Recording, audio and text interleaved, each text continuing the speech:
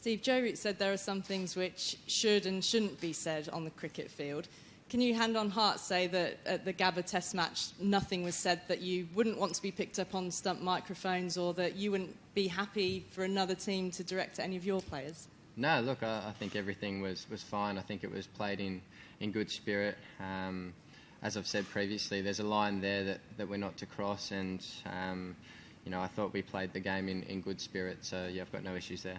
What is the line, do you feel, in modern cricket with sledging? What crosses the line?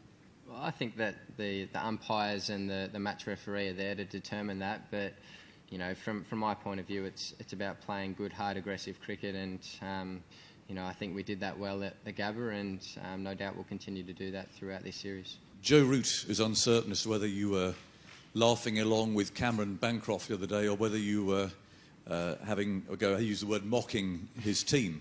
Could you clarify that? And if you weren't mocking his team, will you be clarifying it with him before you toss up tomorrow? I certainly wasn't mocking his team. I was certainly laughing at Cameron and the way he delivered the events of what had happened. I don't know Cameron that well yet.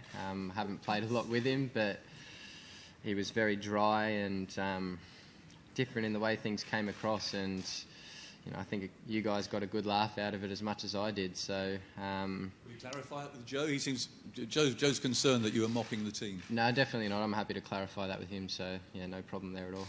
And how does it sit with you, Steve, when Jimmy Anderson writes in his column that the Aussie team are bullies?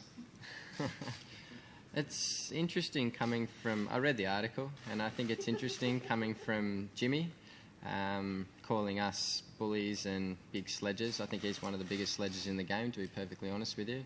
To me in particular, I remember back in 2010 when I first started and wasn't any good, and he was pretty happy to get stuck into me then. So, interesting coming from Jimmy.